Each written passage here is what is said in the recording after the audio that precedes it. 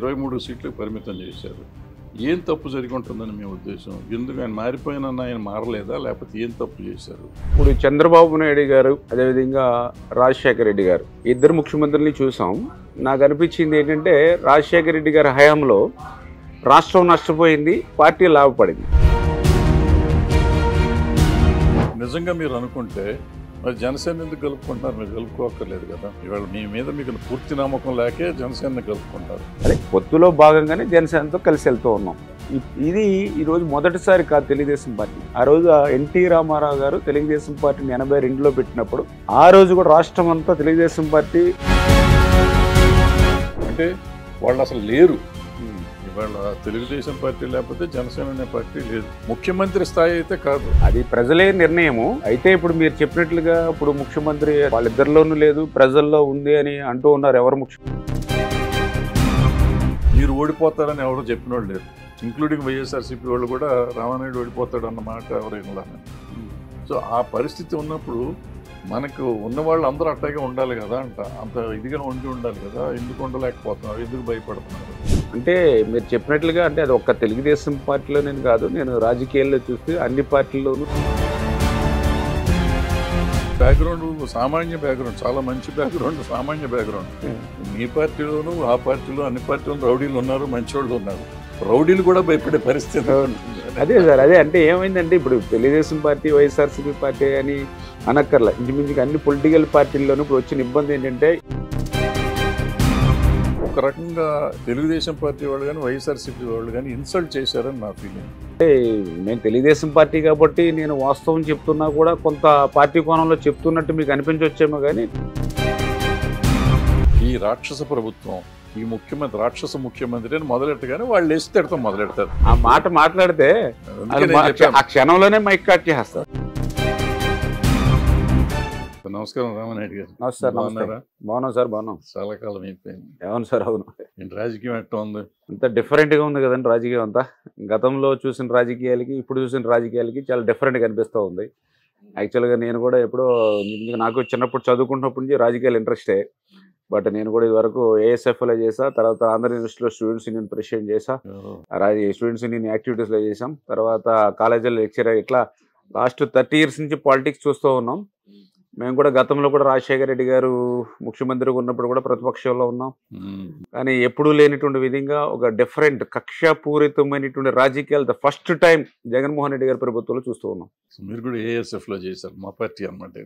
CPI ASF DNR college. నేను ASF vice president చేసి Hyderabad. Okay, very good. అంటే first నుంచి కొంచెం కమ్యూనిజం భావాలు అన్నీ అంటే ఇంట్రెస్ట్ కొద్దిగా, ఈ పాలిటిక్స్ కూడా ఆ బేస్లోనే. సరే, ఇప్పుడు చంద్రబాబు నాయుడు గారు 2014 ఎలక్షన్లో నేను మారిపోయాను, నాకు ఓటేయండి అని చెప్పి ఆయన వచ్చారు. వచ్చినాక ఆయన గెలిపించారు ప్రజలు. అదే ప్రజలు మళ్ళీ 2019లో ఆయన్ని గెలిపించి 23 సీట్లకు పరిమితం చేశారు. ఏం తప్పు జరిగి ఉంటుందని మీ ఉద్దేశం? ఎందుకు ఆయన మారిపోయానన్న ఆయన మారలేదా, లేకపోతే ఏం తప్పు చేశారు? ఎస్, అంటే ఇప్పుడు చంద్రబాబు నాయుడు గారు అదేవిధంగా రాజశేఖర రెడ్డి గారు ఇద్దరు ముఖ్యమంత్రుల్ని చూసాం. నాకు అనిపించింది ఏంటంటే రాజశేఖర రెడ్డి గారి హయాంలో రాష్ట్రం నష్టపోయింది, పార్టీ లాభపడింది. చంద్రబాబు నాయుడు గారి అడ్మినిస్ట్రేషన్లో పార్టీ నష్టపోయింది, రాష్ట్రం లాభపడింది. బట్ ఏంటంటే పబ్లిక్ కూడా ఏంటంటే సోషల్ ఇంజనీరింగ్ అంటే ఏదైతే పార్టీలు కూడా కొంచెం క్రియాశీలకంగా కొంత వర్క్ చేసుకుండవలసింది, కొంత ఏంటంటే అభివృద్ధి సంక్షేమం అని ఒక యాంగిల్లో ఆయన వెళ్ళిపోవడం జరిగింది. అంటే 14-19 మధ్య రాజధాని నిర్మాణం చేయాలి, పోలవరం ప్రాజెక్టును పూర్తి చేయాలి, పరిశ్రమలు తీసుకురావాలి, పారిశ్రామికతలు తీసుకురావాలి, ఇక్కడ ఉపాధులు కల్పించాలి, సంపద సృష్టించాలి, సృష్టించిన సంపద ప్రజలకి సంక్షేమ రూపాలు ఇవ్వాలి అనేటువంటి ఆలోచనతో, అంటే డెవలప్మెంట్ వెల్ఫేర్ మీద ఆయన ఎక్కువ దృష్టి పెట్టి పనిచేయడంతో మీరు చెప్పినట్లుగా ఏదైతే నేను మారాను అని చెప్పింది ఎవరికి, కార్యకర్తలకి, వీళ్ళకి పార్టీ మైండ్ సెట్. పబ్లిక్ కూడా పబ్లిక్ అంటే పబ్లిక్కి జనరల్గా అంటే పబ్లిక్ అంటే అంటే ఆయన చెప్పింది ఎక్కువ కార్యకర్తలు. అంటే ఏంటంటే జనరల్గా ఎప్పుడు కూడా ఏంటంటే పార్టీని కొంత వెనకపెట్టి ప్రజల్ని ముందు పెడతాడు, రాష్ట్రాన్ని అభివృద్ధిని ముందు పెడతారు అనేది ఉంది. ఆ ఉద్దేశంతో ఆయన ఏదైనా పార్టీ మీటింగ్లో కూడా పార్టీని కానీ కేడర్ని కానీ దృష్టిలో పెట్టుకుని మనం వర్క్ చేస్తామని చెప్పింది. కానీ బట్ లాస్ట్ టైం అధికారంలోకి వచ్చిన తర్వాత ఈ అభివృద్ధి సంక్షేమం మీద దృష్టి పెట్టడంతో పార్టీ పనితీరుని సమీక్షించుకోవడంలో కానీ పార్టీకి సంబంధించినటువంటి కార్యక్రమాల్లో భాగస్వాములు అవడంలో కానీ కొంత లోటుపాట్లు ఉన్నటువంటి స్థితిలో, ఎందుకంటే ఏ పార్టీ అయినా సరే మళ్ళీ తిరిగి అధికారంలోకి రావాలంటే ఓకే ప్రజలు అభిమానాన్ని పొందాలి, ప్రజల విశ్వాసాన్ని పొందాలి, కానీ ఆ ప్రజలకి ప్రభుత్వానికి వారధిలా పనిచేసేది పార్టీ కార్యకర్తలు. అంచేత ఖచ్చితంగా ఆ పార్టీ కార్యకర్తల్లో ఏమాత్రం కొద్దిగా నిరాశ నిస్పృహలు వచ్చినా సరే ఆ పార్టీ ప్రజల మద్దతు ఉన్నా కూడా ఓటు రూపంలో తీసుకొచ్చి ఓటింగ్ చేసేటువంటి దగ్గర క్యాంపెయిన్ దగ్గర కానీ ఆ పోల్ మేనేజ్మెంట్ అంటే ఎలక్షన్ మేనేజ్మెంట్లో వైఫల్యం చెందితే అది నష్టపోతుంది. చేత 19th కొంత ఎఫెక్టు అంటే 19లో ఓటమి చెందడానికి 23 సీట్లు పొందడానికి ఇవన్నీ కూడా పెద్ద రీజన్స్ అని నేనైతే అనుకోవట్లా. ఎందుకంటే మేజర్గా నేను కూడా ఆ రోజు ఎమ్మెల్యేగా ఉన్నప్పుడు చూశాను, ఎక్కడ కూడా ఈ ప్రభుత్వం మీద వ్యతిరేకత కానీ చంద్రబాబు నాయుడు గారి మీద అసహనం కానీ మాకు 5 yearsలో పెద్దగా ఎక్కువ కనపడలా. చాలా రాష్ట్రం లోటు బడ్జెట్లో ఉన్నప్పటికీ కూడా 16,000 కోట్లు లోటు బడ్జెట్లో ఉన్న మ్యాక్సిమం వెల్ఫేరు డెవలప్మెంట్ రెండు కళ్ళుగా ఆ రోజు మేము చేసినటువంటి పరిస్థితి. కాకపోతే ఏంటంటే 19 వచ్చే సమయానికి జగన్మోహన్ రెడ్డి గారు ఒక్క ఛాన్స్ అని ప్రజల్ని కన్విన్స్ చేయడంలో కానీ, అదేవిధంగా 2014లోనే ఆయన ముఖ్యమంత్రిగా అవకాశం ఇవ్వాలని ప్రజలు కూడా కొంత అంటే ఏదైతే రాజశేఖర రెడ్డి గారి సెంటిమెంట్తో, ఎందుకంటే రాజశేఖర రెడ్డి గారు చనిపోయిన తర్వాత ఆయన తనయుడిగా ఆయనకు అవకాశం ఇవ్వాలనేటువంటి ఆలోచన ఉన్నప్పటికీ 2014లో రాష్ట్ర విభజన జరగడంతో ఈ రాష్ట్రానికి ఒక అనుభవజ్ఞుడైనటువంటి ముఖ్యమంత్రి అవసరం అని చంద్రబాబు నాయుడు గారిని ఆ రోజు ముఖ్యమంత్రిగా గెలిపించినటువంటి పరిస్థితి. అయితే అది మైండ్లో ప్రజల్లో అది ఉండిపోయింది. నెక్స్ట్ సరే చంద్రబాబు నాయుడు గారిని చూసాం, ఒక్కసారి జగన్ కూడా ఒకసారి ఛాన్స్ ఇచ్చి చూద్దాం, ఒక్క ఛాన్స్ అంటున్నాడు కదా అని ప్రజలు ఒక్క ఛాన్స్ అనేటువంటి నిర్ణయానికి ఆయనకి ఎప్పుడొకప్పుడు ఒకసారి అధికారం ఇవ్వాలనేటువంటి నిర్ణయంలో భాగంగానే ఆయన 2019లో ముఖ్యమంత్రిగా అయ్యాడు తప్ప చంద్రబాబు నాయుడు గారు తెలుగుదేశం ప్రభుత్వం వైఫల్యం వల్ల ఆయన ముఖ్యమంత్రి కాల.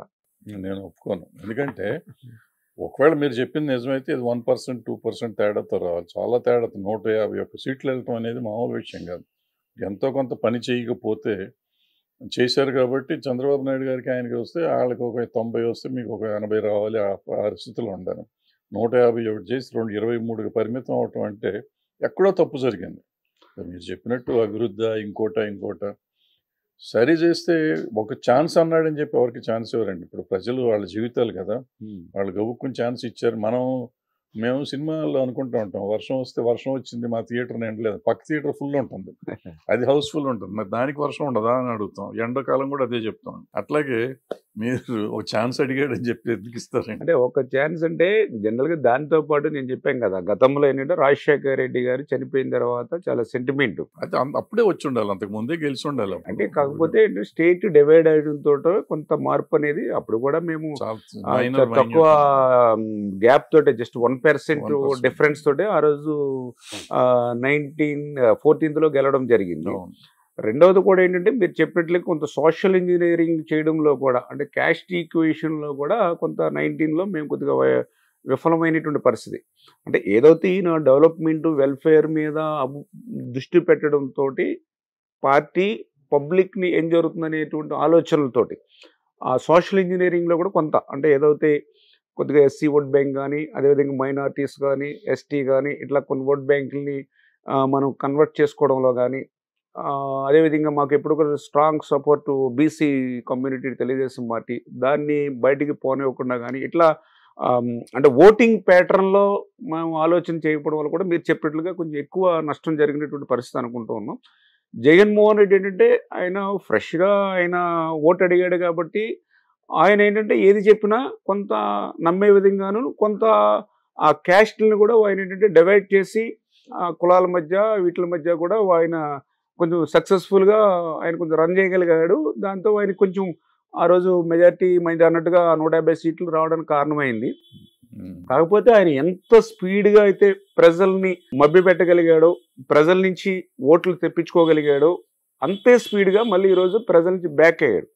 అంటే ఎందుకంటే ఏ పొలిటికల్ లీడర్ అయినా సరే మనం ఇచ్చేటువంటి వాళ్ళ వాగ్దానం కానీ లేదా వాళ్ళు చేస్తానటువంటి హామీ కానీ ఖచ్చితంగా అది నెరవేర్చేటువంటి విధంగా ఉండాలి.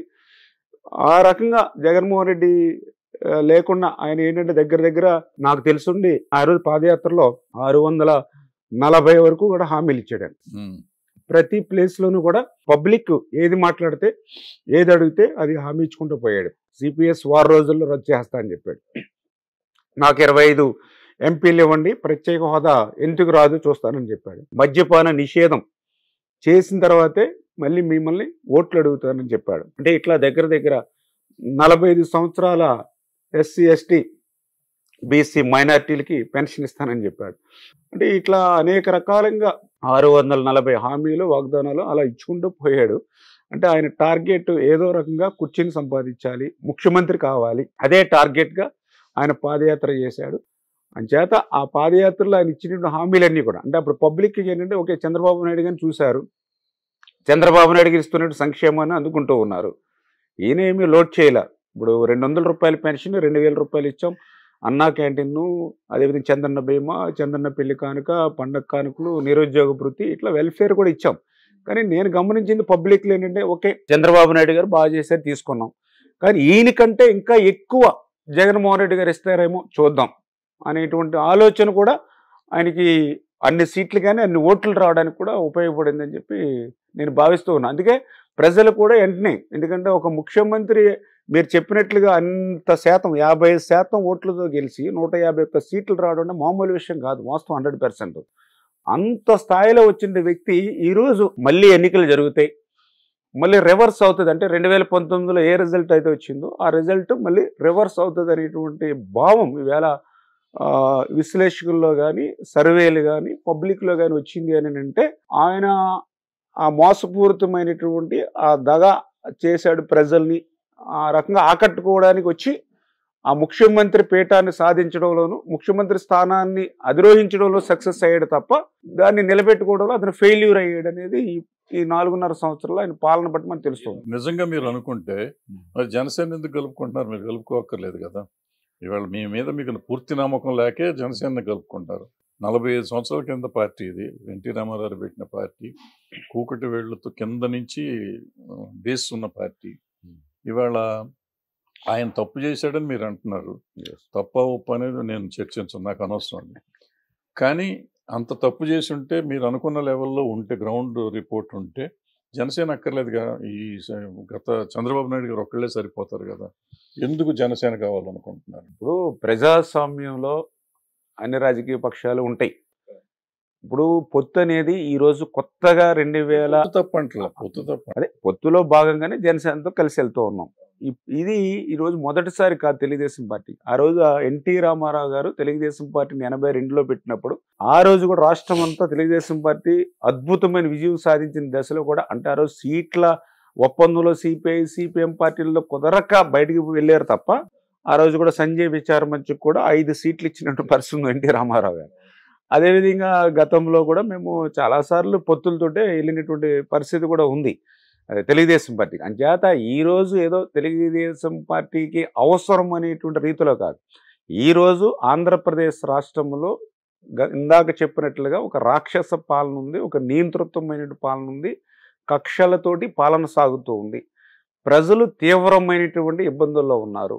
The first time Jaganmohan Reddy పాలన చూసాం. మళ్ళీ సెకండ్ టైం కనుక ఆయన పాలన కనుక ఉంటే ఇంక ఈ రాష్ట్రంలో ప్రజలు నివసించలేనిటువంటి పరిస్థితి ఉండదు, భవిష్యత్తు భావితరాల వారికి అవకాశాలు ఉండవు అనేటువంటి ఆలోచన ఏదైతే ఉందో, విముక్తి ఆంధ్రప్రదేశ్ జగన్మోహన్ రెడ్డి నుంచి చేయాలనేటువంటి ఆలోచనలో భాగంగా ఏదైతే వైఎస్ఆర్సీపీ వ్యతిరేక ఓటు చేల్చకుండా మరి ప్రజాప్రభుత్వాన్ని తీసుకురావాలనేటువంటి భాగంగానే ఈరోజు తెలుగుదేశం పార్టీ, అదేవిధంగా కలిసి వచ్చేటువంటి పార్టీల్లో జనసేన ఇప్పుడు మనం మొదటి స్థానం వరుసలో ఉంది కాబట్టి కలిసి వెళ్తూ ఉన్నాం. రేపొద్దున ఇంకా ఇతర పార్టీలు కూడా జగన్మోహన్ రెడ్డికి వ్యతిరేకంగా, ఎందుకంటే ముందు మా లక్ష్యం ఏంటంటే ఈ యొక్క వైఎస్ఆర్సీపీ అరాచక పాలన నుంచి ప్రజలకి భద్రత ఇవ్వాలి, భరోసా ఇవ్వాలి అనేటువంటి ఆలోచనతోటే పొత్తుల్లో భాగంగానే ఈ తెలుగుదేశం జనసేన కలిసి వెళ్తూ ఉంది. ఖచ్చితంగా జనసేన నాయకులు పవన్ కళ్యాణ్ గారు కూడా చాలా క్లియర్గా చెప్తూ ఉన్నారు. ఆయన కూడా అదే మాట చెప్పారు, కేవలం విముక్తి ఆంధ్రప్రదేశ్లో భాగం కలుస్తూ ఉన్నాం. ఈ పొత్తు, ఈ కలయిక అనేది ఒక మేలు కలయిక, భవిష్యత్తులో రాష్ట్రానికి పరిపాలన ఇవ్వాలనేది ఇద్దరి ఆలోచన. కలవటం తప్పని నేను అంటే కలవటం ఏముంది, కలవటం ఎప్పుడైనా కలవచ్చు. కానీ ఈ ఎట్లా అంటే వాళ్ళు లేకపోతే మనం నిలవేమో అన్నంత తాపత్రయం అనేది కనపడుతుంది ఈ పార్టీలో నుంచి. అందుకంటే నాకు 45 ఏళ్ల పార్టీ ఇంత ఇదిగా ఉంది, ఒక పక్కన వ్యతిరేకత ఉందనుకుంటున్నాం అనుకున్నప్పుడు వాళ్ళ కోసం తాపత్రయపడుతుంది. కలవటం ఏముంది, ఎప్పుడైనా పొత్తు పెట్టుకోవచ్చు చేసుకొని. వాళ్ళు ఏ పరిస్థితి వచ్చిందంటే ముఖ్యమంత్రి నువ్వా నేనా అనే మాటలు పబ్లిక్లో అనుకోవటం. వీళ్ళిద్దరు పాపం వాళ్ళిద్దరు నాయకులిద్దరు అనుకుంటున్నారని నేను అనుకోను, కానీ నువ్వా నేను అనుకోవటం, దాని మీద వాళ్ళు ఒక ఇద్దరు స్టేట్మెంట్ ఇవ్వటం, నాకు అక్కర్లేదని ఆయన, మేము ఇచ్చినా పర్లేదని ఈయన, అంత లెవెల్కి రాకూడదు కదా అనేది నా అంటే వాళ్ళు అసలు లేరు. ఇవాళ తెలుగుదేశం పార్టీ లేకపోతే జనసేన అనే పార్టీ లేదు ఒక రకంగా. అంటే లేదంటే ఉన్నారు, వాళ్ళకి ఒక లెవెల్ ఉంది. వాళ్ళని ముఖ్యమంత్రి స్థాయి అయితే కాదు, ఎందుకంటే నెంబర్ అంటే అది ప్రజలే నిర్ణయము. అయితే ఇప్పుడు మీరు చెప్పినట్లుగా ఇప్పుడు ముఖ్యమంత్రి వాళ్ళిద్దరిలోనూ లేదు, ప్రజల్లో ఉంది అని అంటూ ఉన్నారు, ఎవరు ముఖ్యమంత్రి అని. వాస్తవంగా చెప్పాలంటే అదే అది కూడా ఏంటంటే పబ్లిక్ లో కూడా ఒకటే ఆలోచన ఉంది, ఏంటంటే తెలుగుదేశం జనసేన కలవాలనేది ఒక చంద్రబాబు నాయుడు గారు, పవన్ కళ్యాణ్ గారు ఇద్దరు నిర్ణయం కాదు, క్రింది స్థాయిలో ఉన్నటువంటి కార్యకర్తలు కూడా నిర్ణయం. ఎందుకంటే ఒక గ్రామంలో అక్కడ తెలుగుదేశం పార్టీ కార్యకర్త ఉండి, అక్కడ జనసేన పార్టీ కార్యకర్త కూడా అక్కడ వైఎస్ఆర్సీపీ రాక్షస పాలన నుంచి అక్కడ ఇబ్బంది పడుతూ ఉన్నాడు.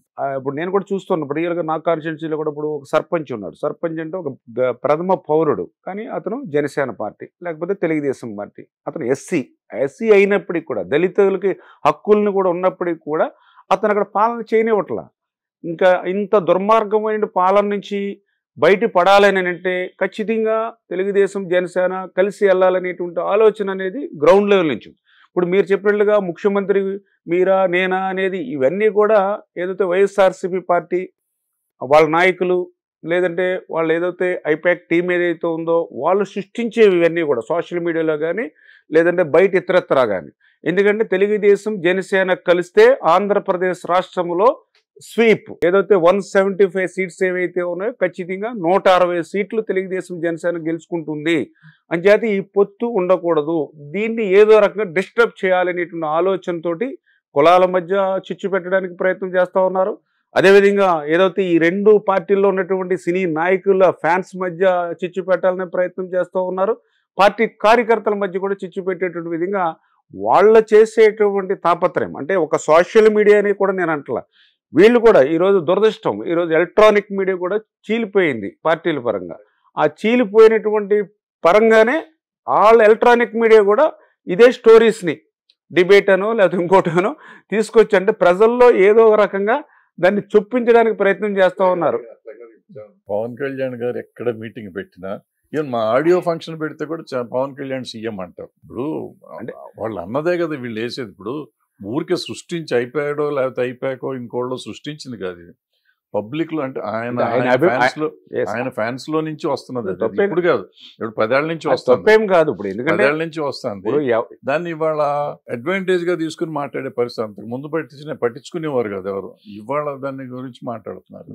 ఇంకోటి మీరు చెప్పింది కింద నుంచి జరుగుతుంది అన్నారు, కింద నుంచి జరుగుతుంది. ఆ భయం అని మీరు అన్నారే, వాళ్ళతో కలివటం అనేది తప్పు కాదు, కలిసి ఆ భయం ఎక్కడైతే భయం ఉందో భయాన్ని నిర్భయంగా ఎదుర్కొనే పరిస్థితి నుంచి ఎందుకు మనం ఇంకోళ్ళతో కలిసి చేయాలని కలవటం కూడా తప్పు కాదు. ఆ పరిస్థితి ఎందుకు వస్తుంది అంటే 45 ఏళ్లతో ఉన్న ఎంత కాంగ్రెస్తో పోరాడారు అప్పుడు. ఒక రాత్రికి రాత్రి 8 నెలలు రామారావు గారు మొత్తాన్ని తుడిచిపోయి పంపించేశారు. అటువంటి పార్టీ ఆ తర్వాత వచ్చిన మీలాంటి కుర్రాళ్ళు చాలా మంది వచ్చారు అప్పట్లో. ఇప్పుడు ఇంకా మీకంటే ముందు జనరేషన్ ఉంది తెలుగుదేశం పార్టీలో. వాళ్ళంతా తీసుకొచ్చిన పార్టీ ఇవాళ ఎవరో వచ్చేదో చేస్తారని భయపడేంత పరిస్థితులు. కలవటం ఉంది, అప్పుడు కలిసారు ఇప్పుడు కలిసారు, ఎప్పుడైనా కలవచ్చు.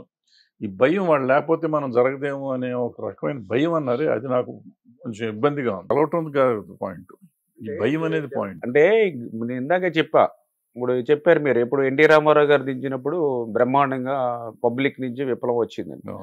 ఎస్, ఆ రోజు ఇటువంటి రాక్షస ప్రభుత్వాలు అధికారంలో లేవు. ఎందుకంటే ఎంత అన్యాయం అనండి, ఇప్పుడు చంద్రబాబు నాయుడు గారు ఒక రోడ్ షో పెట్టుకుంటే ఆయన డాస్ మీద ఉంటే ఆయన మీద 307 అటెంప్ట్ మర్డర్ కేసులు పెట్టేటువంటి పరిస్థితి, ఒక 14 సంవత్సరాలు ముఖ్యమంత్రిగా పనిచేసిన వ్యక్తి మీదే, డాస్ మీద ఉన్న వ్యక్తి మీద 307 అటెంప్ట్ మర్డర్ కేసు. అంటే ఆ స్థాయి నుంచి వ్యక్తుల మీద పెట్టారంటే గ్రామ స్థాయిలో ఏ రకంగా వాళ్ళు పనిచేస్తూ ఉన్నారు అంటే ఇప్పుడు మీరు 4.5 సంవత్సరాలు, ఇప్పుడు నిన్న కూడా ఒకటి లేటెస్ట్ కూడా చూశారు, ఎక్కడో ఒక సోషల్ మీడియా, ఎక్కడో అవుట్ ఆఫ్ స్టేట్లో ఎన్ఆర్ఐ, అక్కడ ఈ యొక్క ముఖ్యమంత్రి పోకడ నచ్చగా అతనికి సోషల్ మీడియాలో ఆయన పోస్టులు పెడితే, తల్లిని చూడడానికి నిన్న హైదరాబాద్ ఎయిర్పోర్ట్లో దిగితే సిఐడి వాళ్ళు వెళ్ళి అరెస్ట్ చేసి అతన్ని ఎంత ఇబ్బంది పెట్టారనేది మనం చూసాం. అంటే ఎంత స్వేచ్ఛ అనేది ఈ రాష్ట్రంలో లేనటువంటి పరిస్థితి.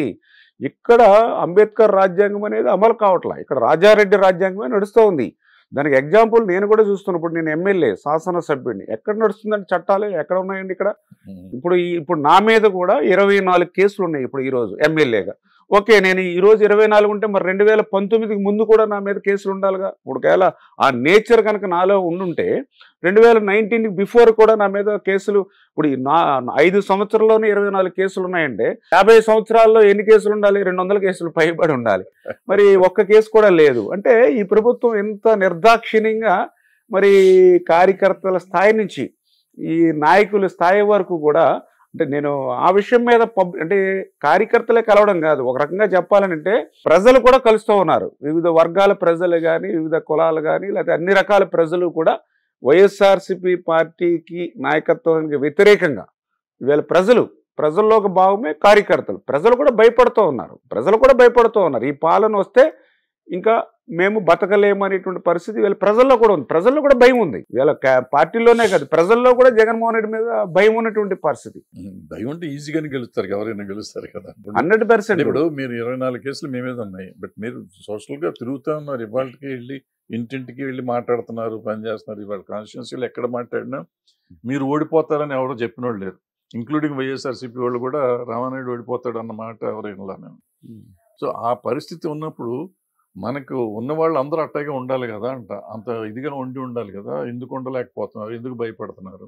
అరెస్టులు అనేది రాజకీయాల్లో మామూలు సార్, కేసులు అనేది మామూలు సార్. ఎప్పుడైనా ఏ ప్రభుత్వాలు ఏంటంటే ఎంత నిరంకుశంగా ఉండకపోవచ్చు, బట్ కేసులు చాలా మంది మీద పెట్టే ఉంటారు. సో దానికి భయపడుతున్నాం అనేది ఒక కుంటి సాకు అని నా ఫీలింగ్. అంటే నా ఉద్దేశం ఏంటంటే దాన్ని తప్పుపడతాం కాదు, మన దగ్గర సెకండరీ లీడర్షిప్ డెవలప్ చేసుకోకపోవటం వల్ల వచ్చిన కష్టమేమో ఇదని నాకు ఫీలింగ్. అంటే మీరు చెప్పినట్లుగా, అంటే అది ఒక్క తెలుగుదేశం పార్టీలో నేను కాదు, నేను రాజకీయాల్లో చూస్తే అన్ని పార్టీల్లోనూ ఈ సమస్య ఉంది. అంటే ఏదైతే ఇప్పుడు మీరు చెప్పారు, ఓకే మీ మీద కేసులు ఉన్నా లేకపోతే మీరు ఫైట్ చేస్తూ ఉన్నారు కదా అని. ఎస్, ఇప్పుడు నేను వచ్చింది ఒక రైతు బిడ్డగా నేను రాజకీయాల్లోకి వచ్చాను, ఒక సర్వీస్ ఇంట్రెస్టెడ్గా నేను రాజకీయాల్లోకి వచ్చాము. అదే బాణీలు ఇప్పుడు కూడా నేను పనిచేసుకుంటూ వెళ్తూ ఉన్నాను. ఇక్కడ వచ్చిన ఇబ్బందుల్లో ఏంటంటే ఇప్పుడు పాలిటిక్స్ మీకు బ్యాక్గ్రౌండ్ సామాన్య బ్యాక్గ్రౌండ్, చాలా మంచి బ్యాక్గ్రౌండ్, సామాన్య బ్యాక్గ్రౌండ్. మీ పార్టీలోను ఆ పార్టీలో అన్ని పార్టీలోనూ రౌడీలు ఉన్నారు, మంచోళ్ళు ఉన్నారు. రౌడీలు కూడా భయపడే పరిస్థితి ఉంటుంది. అదే సార్, అదే అంటే ఏమైందంటే ఇప్పుడు తెలుగుదేశం పార్టీ, వైఎస్ఆర్సీపీ పార్టీ అని అనక్కర్లా, ఇంచుమించుగా అన్ని పొలిటికల్ పార్టీల్లోనూ ఇప్పుడు వచ్చిన ఇబ్బంది ఏంటంటే ఇండస్ట్రియలిస్టులు, క్యాపిటలిస్టులు, ఫ్యాక్షనిస్టులు, ఇప్పుడు ఇట్లాగా ఈ బ్యాక్గ్రౌండ్ ఉన్న వాళ్ళందరూ పార్టీల్లో ఉన్నారు. తద్వారా ఏమవుతుందంటే వాళ్ళు అధికారం ఉన్నప్పుడు వాళ్ళ బిజినెస్ లో లేకపోతే వాళ్ళ లబ్ధికో వాళ్ళు వర్క్ చేసుకుంటూ, కొంత పబ్లిక్కి ఏమో వర్క్ చేసుకుంటూ వాళ్ళు ఇండివిజువల్గా డెవలప్ అవుతూ ఉన్నారు. తర్వాత పవర్ పోయేటప్పటికి వాళ్ళు ఏంటంటే మళ్ళీ గతంలో చేసినటువంటి ఏవైతే ఉన్నాయో అవన్నీ కూడా మళ్ళీ కోల్పోతామనే భయంతో కొంత సైలెంట్ అవుతున్నటువంటి పరిస్థితి ఉంది. అంటే ఇది ఒక రాజకీయ పక్షం అనేది కాదు, అన్ని రాజకీయ పక్షాల్లో కూడా ఉన్నటువంటి పరిస్థితి. ఖచ్చితంగా మీరు చెప్పినట్లుగా ఇది ప్రక్షాళన జరగాలి.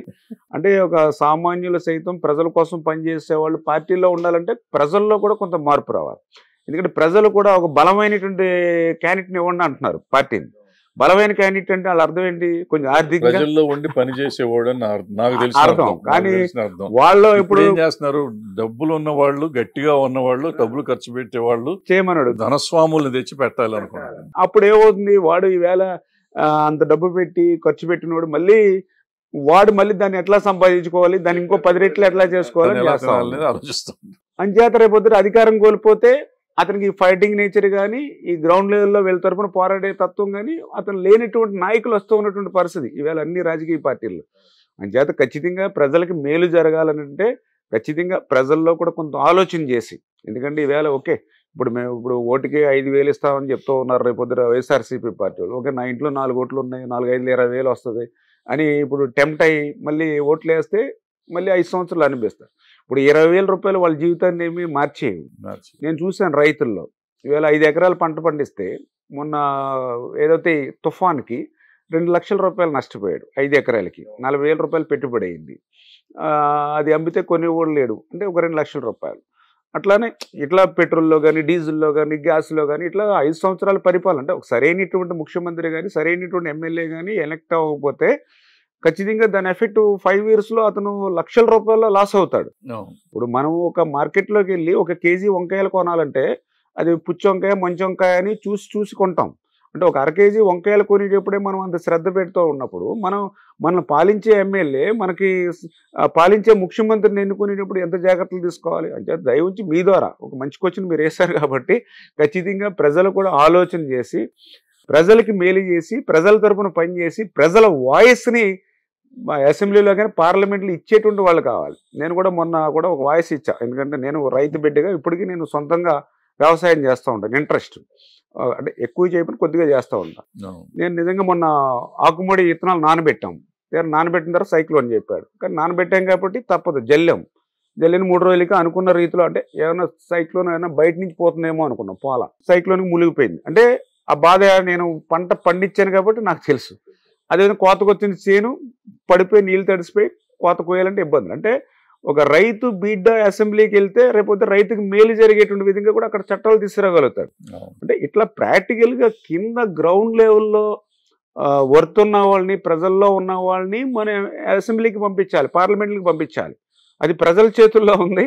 అంచేత ఖచ్చితంగా ప్రజల్లో ఏదైనా భవిష్యత్తులో అటువంటి మార్పు వస్తాయి. కొన్ని చోట్ల వచ్చింది, అంటే ఇప్పుడు ఏదో ఢిల్లీలో చూసాం, నిజంగా కేజ్రీవాల్ ఆయన నిజంగానే ఒక సామాన్యంగానే ఒక గవర్నమెంట్ని ఎలక్ట్ చేసుకున్నారు. అటువంటి మార్పు దేశం అంతా రావాలని నేను కూడా మనస్ఫూర్తిగా కోరుకుంటూ ఉన్నాను. మీరు అసెంబ్లీ అంటే గుర్తొచ్చింది సార్, మీరు తప్ప మీ 23 మందిలో 22 మంది ఎప్పుడు 22 మందిలో మిగిలిన వాళ్ళందరూ ఇంక్లూడింగ్ చంద్రబాబు నాయుడు గారు ఒక రకమైన ఉక్రోషంతో మాట్లాడినట్టు, లేకపోతే వాళ్ళని ఇదిగా మాట్లాడుతున్నట్టు ఉంటుంది. అంటే సబ్జెక్ట్ కంటే ఎక్కువ సబ్జెక్టు మాట్లాడని కాదు, సబ్జెక్ట్ కంటే ఇది ఉంటుంది. దాంతో వాళ్ళు రెచ్చిపోయి ఇంకా తిడతాం. అంటే లాస్ట్ మీరు ప్రభుత్వంలో ఉన్న 5 ఏళ్ళు కూడా అదే అట్లాగే మాట్లాడారు. ఎంతసేపు వాళ్ళని తిడతాము అనేది ధ్యేయంగా పెట్టారు. అసెంబ్లీని ఒక రకంగా తెలుగుదేశం పార్టీ వాళ్ళు కానీ, వైఎస్ఆర్సీపీ వాళ్ళు కానీ ఇన్సల్ట్ చేశారని నా ఫీలింగ్. కొద్దిగా ప్రాక్టికల్గా ఒక్కసారి మీరు కొంచెం చూడాలి కొద్దిగా. ఇప్పుడు అసెంబ్లీ నేను లాస్ట్ టైం సెక్షన్ చూశాను, ఇప్పుడు సెక్షన్ చూశాను, పక్కనే తెలంగాణ కూడా చూస్తూ ఉన్నాం. అంటే నేను తెలుగుదేశం పార్టీ కాబట్టి నేను వాస్తవం చెప్తున్నా కూడా కొంత పార్టీ కోణంలో చెప్తున్నట్టు మీకు అనిపించవచ్చేమో, కానీ కొంచెం నిజాయితీగా చెప్తూ ఉన్నా. అసెంబ్లీలో యాక్చువల్గా అసలు ప్రతిపక్షానికి సంబంధించి అసలు మైక్ ఇస్తున్నటువంటి పరిస్థితులు కూడా చాలా తక్కువ చూసాం. ఎంత అన్యాయం అంటే సపోజ్ ఒక షార్ట్ నోట్ డిస్కషన్, మేమే ఒక పబ్లిక్ ఇష్యూని తీసుకున్నాం, మా ఇష్యూని టేకప్ చేశాడు. ఓకే, ఆ షార్ట్ నోట్ డిస్కషన్ అనేది జనరల్గా ఒక అధికార పార్టీ వాళ్ళకి అవకాశం ఇస్తాడు. కానీ ఎంత అన్యాయం అని అంటే కనీసం 1, 2, 3 మెంబర్స్ మాట్లాడిన తర్వాత అయినా సరే ప్రతిపక్షం నుంచి ఇవ్వాలి. 7, 8 మాట్లాడిస్తారు. అంతసేపు మేము సావధానంగా వాళ్ళు చెప్పిందంతా వినాలి, ఒక 4-5 అవర్స్. తర్వాత మాకు ఒకరికి ఇస్తాడు. ఆ ఒకరికి ఇచ్చిన తర్వాత మేము మాట్లాడడానికి మొదలు పెడతాం. ఒక్క 2 మినిట్స్ మొదలెట్టేటప్పటికి వెంటనే మళ్ళీ మినిస్టర్లు ఎగుతాడు, లేదా ఇంకొక మినిస్టర్లు ఎగుతారు. ఇట్లా నేను కూడా చూశాను. నేను ఒక టైము ఒక 30 మినిట్స్ డిస్కషన్లో ఉంటే అందులో నాది 5 మినిట్స్ ఉంటే 25 మినిట్స్ సీఎం కూడా ఇంటరప్ట్ అయిపోయి మినిస్టర్ కూడా 7-8 మినిస్టర్లు వేసినటువంటి పరిస్థితి. అంటే ఇట్లా స్పీకర్ అనేటువంటి వ్యక్తి ఈ ఇరుపక్షాలకి కూడా ఒక బండికి ఇరుసు ఏ మాదిరిగా ఉంటుందో ఆ మాదిరిగా అసెంబ్లీ నడిపించాలి. కొంచెం దురదృష్టం ఏంటంటే స్పీకర్ గారిని కూడా చాలాసార్లు రిక్వెస్ట్ చేసాం సమానత్వం చూపించమని, కానీ ఎందుకో మరి స్పీకర్ గారు కూడా ఎక్కువ, ఎందుకంటే బయట కూడా గతంలో ఏ స్పీకర్ గారు చెప్పినటువంటి విధంగా ఈ ప్రస్తుత స్పీకర్ గారు నేను వైఎస్ఆర్సీపీ పార్టీ నుంచి వచ్చాను అని చేత నేను ముందే నాది పార్టీ రక్తం ఉంది నా దాంట్లో అని ఆయన మాట్లాడే విధానం, బయట ఇచ్చిన స్టేట్మెంట్లను బట్టి అసెంబ్లీని మీరు చెప్పినట్లుగా ఈక్వాలిటీ ఇవ్వడంలో, ఎందుకంటే ఎంత అన్యాయం అని అంటే ఒక సబ్జెక్ట్ మీద డిస్కషన్ జరిగినప్పుడు అది మాకు సాటిస్ఫాక్షన్గా లేనప్పుడు దాన్ని వాకౌట్ చేస్తాం. వాకౌట్ చేయడం ప్రతిపక్షానికి ఉన్న రైటు. నేను ఇప్పుడు చెప్తున్నాను మీకు ఛాలెంజ్ చేసి, ఈ 4.5 సంవత్సరాల్లో ఎక్కడైనా వాకౌట్ చేయడానికి కూడా స్పీకర్ మైక్ ఇవ్వలేదని అంటే ఎంత అన్యాయంగా జరిగిందనేది మీరు దయ ఉంచి అర్థం చేసుకోవాలి. అంటే మీలాంటి వాళ్ళు ఏంటంటే నిజంగా బ్యూటిఫుల్ డిస్కషన్ జరిగితే బాగుంటుంది కదా అని అనడంలో తప్పేం లేదు. కానీ అవకాశం మాకు ఎప్పుడు ఆ స్పీకర్ గారు ఇవ్వట్లే అసలు. అంటే అవకాశం అంటే ఫర్ ఎగ్జాంపుల్ ఇందాక మీరు చెప్పారు 5 నిమిషాలు మైక్ ఇస్తారు, మనకు వాళ్ళు గంటలు మాట్లాడి 5 నిమిషాల్లో మీ పార్టీ వాళ్ళు మళ్ళీ ఎత్తగానే ఈ రాక్షస ప్రభుత్వం, ఈ ముఖ్యమంత్రి రాక్షస ముఖ్యమంత్రి అని మొదలెట్టగానే వాళ్ళు వేసి తిడతాం మొదలెడతారు. ఇప్పుడు పాయింట్ ఏంటంటే ఎత్తగానే ఆ మాటలు మర్చిపోయి చాలా రోజులైంది అసెంబ్లీలో. ఎందుకంటే లేదు అసెంబ్లీలో ఇప్పుడు నేను కావాలంటే తీసి చూపిస్తాను, క్లిప్పింగ్లు తీసి చూపిస్తాను. ఆ మాట మాట్లాడితే ఆ క్షణంలోనే మైక్ కట్ చేస్తారు. కట్ చేస్తున్నారు. అందుకే ప్రాబ్లం ఎక్కడంటే మనం సబ్జెక్ట్ మాట్లాడేసి పోరాడాల్సిన అవసరం ఉంది. ఇప్పుడు 23 మంది ఉన్నంతలో 23 మనకేం ఇన్సల్ట్ ఏం కాదు, అసలు ఏమీ లేకుండా పోయిన రోజులు ఉన్నాయి, మళ్ళీ పుంజుకున్న రోజులు ఉన్నాయి. సో మనం ధైర్యంగా పోరాడాలి. కానీ ఇంతసేపు ఈ వొకాబులరీతో నిలబెట్టలేం ప్రభుత్వం. అందులో పర్టికులర్గా అసెంబ్లీలో బయట పబ్లిక్ మీటింగ్లో మీరు ఎవరినైనా తిట్టండి, ఎవరికి సంబంధం లేదు. లైవ్లో ఉంటాం వాళ్ళట్టాగే వాళ్ళు ఇంకా చండాలంగా మాట్లాడతారు. వాళ్ళకి అన్నారని మనం చండాలంగా మాట్లాడు. ఒకటి గడ్డి తింటే ఇంకోటి గడ్డి తినక్కర్లేదు కదా. ఇప్పుడు మీరు చెప్పారు అసెంబ్లీలో రికార్డ్స్ చూపిస్తానని. ఇప్పుడు నేను చూపిస్తాను అసెంబ్లీలో రికార్డు. ఏదైతే ఇప్పుడు ఉదాహరణకి నేను మాట్లాడిన మాటలే ఏదైతే పెన్షన్స్ విషయంలో మాట్లాడా, రెండోది సబ్జెక్ట్ ఏదైతే వస్తే ఈ చేయూత ఏదో 45 years దాని గురించి డిస్కషన్ చేసాం, కార్పొరేషన్ నిర్వీర్యం కోసం చేసాం. అంటే ఏదైతే ప్రభుత్వం పెట్టినటువంటి షార్ట్ నోట్ డిస్కషన్, అంటే ఏదైతే నగదు బదిలీ మీద వాళ్ళు ఇచ్చినటువంటి డిస్కషన్లో ఒక 4 వెల్ఫేర్ స్కీమ్స్ గురించి నేను మాట్లాడా. ఆ 4 వెల్ఫేర్ స్కీమ్స్ మీద మాట్లాడిన రికార్డు ఇప్పుడు మీరు అన్నారు కాబట్టి ఒక్కసారి నా రికార్డు తీసుకోండి. ఆ రికార్డులో ఎక్కడ కూడా కన్న పార్లమెంటరీ వర్డ్ కానీ నేను చెప్పాను, మీరు తప్ప అని చెప్పాను నేను. అయినా సరే ప్రివిలేజ్ మోషన్ ఆ రోజు 5 నిమిషాలు 4 నిమిషాల్లో మాట్లాడినిచ్చారు, మిగిలిన వాళ్ళు అది కూడా లేదనుకోండి. నేను ఆ రోజు మాట్లాడిన దాంట్లో వెల్ఫేర్ గురించి అన్పార్లమెంట్ వర్డ్ లేకపోయినప్పటికీ కూడా సీఎం గారు నా మీద అంత ఎత్తులు వేసిపోయి అసెంబ్లీలో నా మీద ఆయన డిసిప్లినరీ యాక్షన్ తీసుకోండి, అసలు మైక్ కట్ చేసేయండి, అసెంబ్లీకి రానివ్వకండి అని ప్రివిలేజ్ మోషన్ ఒక సీఎం లెవెల్లో ఉన్నటువంటి వ్యక్తి ఒక ఎమ్మెల్యే మీద, సాటి ఎమ్మెల్యే మీద ఒక ప్రివిలేజ్ మోషన్ సాక్షాత్తు ఒక ముఖ్యమంత్రి మూవ్ చేశాడని అంటే అసెంబ్లీలో వాళ్ళ తీరు అంటే మీరు చెప్పారు ఓకే మేము ఏదైనా రెచ్చగొట్టేటువంటి విధంగా మాట్లాడుతున్నారు ఆయన. ఇప్పుడు నేనే చెప్తున్నాను, నా రికార్డు ఉంది. ఆ ప్రివిలేజ్ మోషన్ మూవ్ చేసినప్పుడు నేను కూడా దానికి సమాధానం అదే పంపించా. నేను ఏదైతే నేను మాట్లాడింది అంతా కూడా పంపించి, నేను ఎక్కడా కూడా అన్పార్లమెంటరీ కానీ లేదా నేను దోషణ కానీ ఏదైనా కించపరిచేటువంటి విధంగా కానీ ఏదైనా మాట్లాడితే నిర్భక్ష్యంగా మీరు ఏ చర్య తీసుకున్నా నేను సంసిద్ధును. కానీ నిష్పక్షపాతంగా ఒక చర్చ అనేది ఒక ప్రతిపక్షంగా, ఎందుకంటే వాళ్ళు గవర్నమెంట్లో ఉన్నారు, ఆ పథకంలో మెరిట్స్ వాళ్ళు చెప్తారు, మేము ప్రతిపక్షంలో ఉన్నాం డిమెరిట్స్ చెప్తాం, దాన్ని ఆస్వాదించే పరిస్థితిలో వాళ్ళు లేరు సార్. అందుకే ఎగ్జాంపుల్ నాదే ఒక ఎగ్జాంపుల్. మీరు నేను చెప్పాను కదా, మీరు చాలా బాగుంటుంది. ఎప్పుడన్నా అవసరమైనప్పుడు ఒక చిన్న మాట ఏమన్నా అంటారు, అది కూడా పెద్ద పరుషంగా ఉండదు నాకు తెలిసినంత వరకు. చూశాను, చాలా స్పీచ్లు చూశాను, మిగిలిన వాళ్ళే చూశాను నేను. ప్రాబ్లం అది. ఇప్పుడు మీరు ఇందాక చెప్పినప్పుడు అగేనెస్ట్గా ఉన్నారు అన్నారు, బట్ అవతలకు కూడా కొన్ని ఓట్లు ఉన్నాయి కదా, డెఫినెట్గా మనం కలిస్తేనే గెలుస్తాము అనే పరిస్థితి ఉందంటే వాళ్ళకు కూడా కొంత ఓట్ బ్యాంక్ ఇంకా పోలా. మొత్తం నేననేది మిడిల్ క్లాసు ఉద్యోగులు ఎంప్లాయీస్ వీళ్ళందరూ అగెనెస్ట్గా ఉన్నారు, కానీ మామూలు పబ్లిక్ ఉన్నారా? మీరు ఇంకొంచెం ఎక్కువగా తిరుగుతూ ఉంటారు కాబట్టి మీకు తెలిసి ఉండాలి బెటర్గా మాకంటే. అంటే మీరు చెప్పినట్లుగా ఇప్పుడు జగన్మోహన్ రెడ్డి గారు ఏమనుకుంటున్నారంటే నేను బటన్ నొక్కి డైరెక్ట్గా అకౌంట్లోకి అమౌంట్ వేస్తున్నాం కదా, అంచేత అదంతా కూడా ఓట్ బ్యాంక్ రూపంలో నాకు కన్వర్ట్ అవుతుంది అనేటువంటి ఆలోచనతో ఆయన ఉన్నటువంటి పరిస్థితి. కానీ వాస్తవంగా చూస్తే ఓకే ఆయన బటన్ నొక్కుతున్నాడు, 10 రూపాయలు వాళ్ళ అకౌంట్లో పడుతూ ఉంది. కానీ రెండవ రకంగా ఏదైతే ఆ పన్నుల రూపంలో అవనివ్వండి, లేకపోతే ధరల రూపంలో అవనివ్వండి, ఇతరితర అంటే 10 రూపాయలు ఆయన అకౌంట్లోకి వస్తూ ఉంటే 100 రూపాయలు ఖర్చు అవుతుంది మాకు అనేటువంటి భావన ఉంది. ఎందుకంటే నేను గ్రౌండ్ లెవెల్లో ఇదేం కర్మ మన రాష్ట్రం కానీ బాదురే ఇట్లాంటి కార్యక్రమాలు డోర్ టు డోర్ వెళ్ళినప్పుడు పప్పులు, ఉప్పులు, నిత్యావసరాలు, gas, diesel, petrol, current 9 times 9 సార్లు పెంచారు ఈ యొక్క 4.5 yearsలో. ఆర్టీసీ 3 times పెంచారు. అంటే ఇట్లా ఆయన ఒక 10 రూపాయలు చేతికి ఇస్తున్నప్పటికీ కూడా ఇంకొక చేతితో వీళ్ళకి ఒక 90 రూపాయలు 100 రూపాయలు ఖర్చు పెడుతున్నటువంటి పరిస్థితిలో వాళ్ళు సాటిస్ఫాక్షన్ లెవెల్ అనేది పడిపోయింది నెంబర్ 1. రెండవది ఏంటంటే కొన్ని పథకాలు అంటే ఈయన చేస్తానని హామీ ఇచ్చాడు. దాన్ని నిలబెట్టుకోవడానికి ఈయన ఆర్థిక పరిస్థితి సహకరించక, ఎందుకంటే మనం వెల్ఫేర్ ఇవ్వాలి ఓకే, కానీ ఆ వెల్ఫేర్ ఇవ్వాలంటే సంపద కూడా సృష్టించాలి. కానీ ఈయన సంపద సృష్టించడం లేదు ఈ 4.5 years. దాంతో అప్పులు తెచ్చో ఇంకోటి తెచ్చో మేనేజ్ చేసి ఇవ్వాల్సి వస్తుంది. దానికోసం ఈయన ఏంటంటే కొన్ని పథకాలు రిస్ట్రిక్షన్లు పెట్టారు. అంటే ఇప్పుడు సపోజు పెన్షను, రేషన్ కార్డు లేదా ఏదైనా పథకం అందాలని అంటే వైట్ కార్డు దానికి eligible, but the first time 300 units దాటకూడదు, లేకపోతే 300 ఇల్లు కంటే పెద్దగా ఉండకూడదు, పిల్లలు ఎక్కడో ఐటీ రిటర్న్స్ చేస్తే ఇనెలిజిబుల్, బాడీ కారు ఉంటే ఇనెలిజిబుల్, అంటే ఇట్లాంటి రిస్ట్రిక్షన్లు పెట్టి కొంత కట్ చేశారు. అంటే ఇట్లాంటివన్నీ కూడా కింద గ్రౌండ్ లెవెల్లో కొంత నెగిటివ్ ఫ్యాక్టరు అతనికి క్రియేట్ అవుతూ ఉంది. అదేవిధంగా మీరు చెప్పినట్లుగా నేను గమనించింది ఏంటంటే అతను కొంచెం పాజిటివ్గా ఉంది. ఒకటి అమ్మఒడి ఒకటి కొంచెం పాజిటివ్ వచ్చింది. అదేవిధంగా రెండవది ఏదైతే చేయూత అని చెప్పి 45 yearsకి కొంత అమౌంట్ 18,000 ఇస్తానన్నది ఒకటి వాళ్ళకి మహిళల్లోకి పోయింది. అంటే వాళ్ళకి ఏంటి, మహిళలకి ఏంటంటే జనరల్గా అదొక 18,000 లేదా ఇదో 15,000, 25,000, 30,000 వస్తే వాళ్ళు ఓన్ మనీ కింద దాన్ని క్రియేట్ చేసుకుంటారు జనరల్గా. అంచేత ఇప్పుడు ఆ ఇంట్లో ఖర్చులు, gas, diesel, petrol, current bill కట్టేది మనం. అంచేత 20,000, 15,000 వస్తుంది అనేది అదొకటే కొంచెం అతనికి సాఫ్ట్ కార్నర్ ఉంది. కానీ ఇప్పుడు మనం ఏదైతే ఇప్పుడు తెలుగుదేశం పార్టీ జనసేన ఏదైతే ఉందో ఇప్పుడు దానికంటే ఇంకా మెరుగైనటువంటి సంక్షేమం ఏదైతే మనం ఇస్తామన్నామో, ఎందుకంటే ఇప్పుడు పర్టికులర్గా ఇప్పుడు ఆయన అమ్మఒడి అని చెప్పి ఆ రోజు కూడా మరి 2 పిల్లలకి ఇస్తానని చెప్పాడు. కానీ ఇప్పుడు ఒక పిల్లవాడికి ఇస్తా ఉన్నాడు. అది కూడా 15,000 అన్నాడు, 14 అన్నాడు, ఇప్పుడు 13కి వచ్చాడు. కానీ ఇప్పుడు దాన్ని మనం ఏదైతే 18,000 2 పిల్లలు ఉన్నాక 2 15,000, 30,000 ఏదైతే మనం ఇప్పుడు మేనిఫెస్టోలో మనం పెట్టడం జరిగింది.